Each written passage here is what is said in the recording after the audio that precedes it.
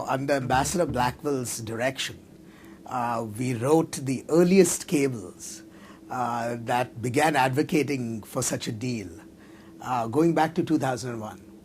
And in 2002, 2003, we engaged in some of the most difficult bureaucratic infighting within the State Department, trying to get people to appreciate the importance of such a deal. But it did not get much traction until Bush's re-election in 2004. Early in his second term, India's new government, led by the Congress Party, broached the idea again. Publicly, India said it needs nuclear power because of its growing energy needs. And this time around, the Americans were prepared to entertain an unprecedented deal. And I think once people began to appreciate that this would in fact be an enormous contribution to India's national growth, that I think the idea started to grow roots, as it were, in the U.S. system. I was at the State Department in part of the Colin Powell period, and there was an effort to seek ways of moving ahead with India that wouldn't violate or really require a fundamental revision of either international architecture or U.S. national law.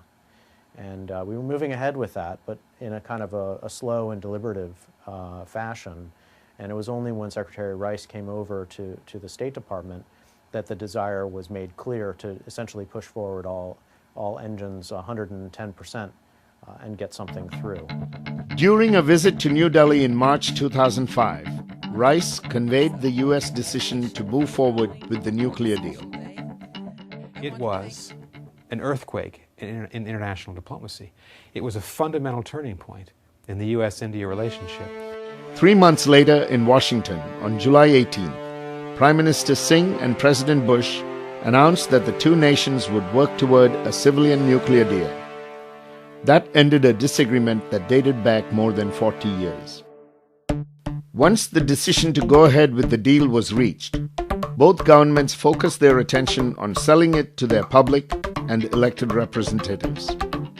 Both said nuclear energy is clean, and expanding India's atomic energy production would help fight global warming.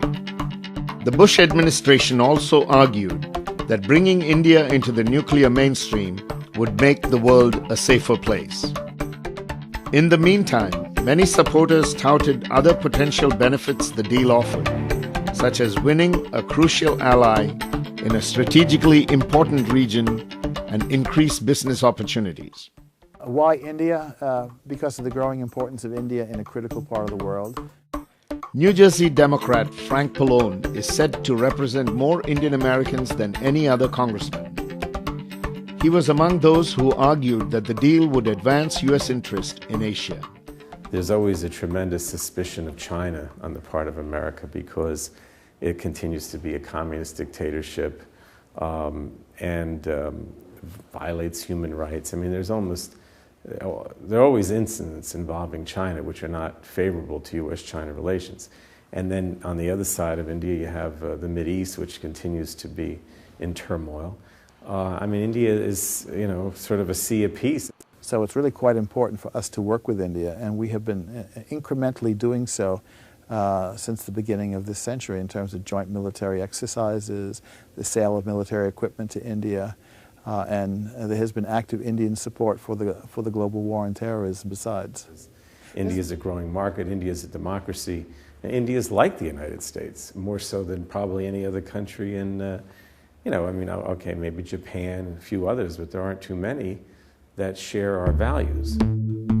Opponents of the agreement say the idea of using India as a bulwark against China is plain ridiculous. And I think this is a naive notion. India is a proud post-colonial country. It's very large. It doesn't want to, and it's not going to do things vis-a-vis China just because Washington wants it to. It needs to maintain a good relationship with China. One group that was lobbying for the deal publicly and privately was the U.S. business community.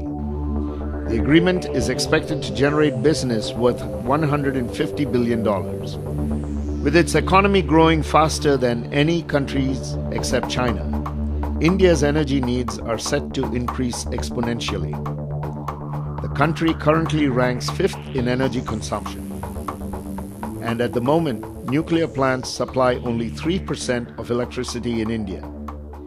Nuclear power is expected to touch 25% in the next 3 decades. Some experts see India building as many as 40 nuclear plants in the next 25 years.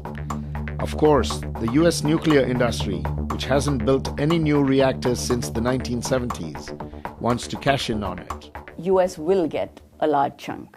I mean, that's what the presumption on which people are operating right now, that they will get a large chunk of the business just because our bilateral relations are so good.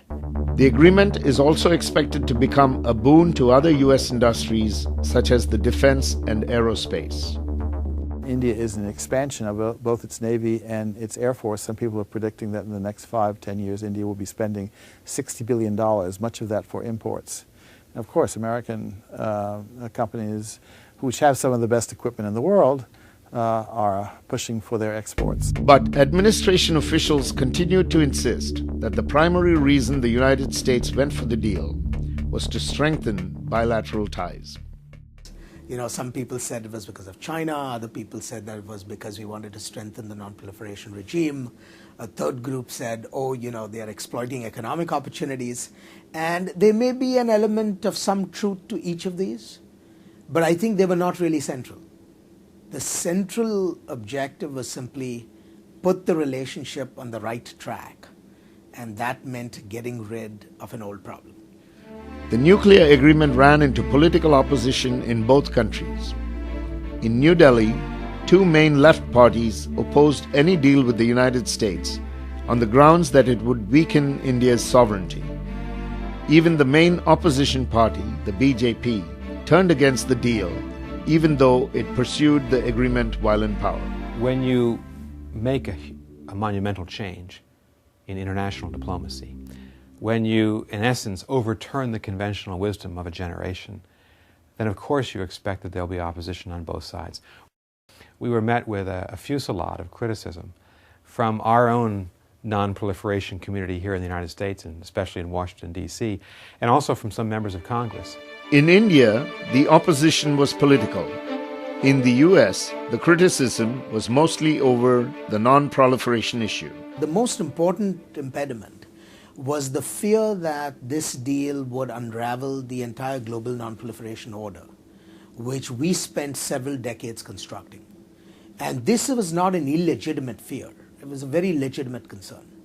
India has had a good non-proliferation record with respect to the transfer of nuclear items to other countries. But with respect to its own nuclear weapons development, it has had a very checkered history. The Indian government has not, in our view, committed to the same nuclear non-proliferation and disarmament commitments and obligations that other advanced nuclear weapon states have committed to. Kimball and other non-proliferation activists argued that the treaty would undermine the NPT. The problem really is going to be that this could change the calculations of Iranian leaders and other members of the NPT who are thinking about pursuing enrichment and reprocessing technology, and who may even be thinking about pursuing the option of nuclear weapons, other states in the Middle East, for instance. And I think what is likely to happen is they're going to see this and they're going to be less committed to the Nuclear Non-Proliferation Treaty and less committed to enforcing compliance with the NPT. There was also concern that the treaty could lead to a regional arms race. I think we have encouraged vertical proliferation in Southern Asia, which is not a good idea. And Pakistan is in the process of building 2 new plutonium production reactors instead of building more electricity for its people. Pakistan seems intent to match India, compete with India in the nuclear field, military nuclear field. China's involved with this. China's nuclear capacity is growing. I don't see how this is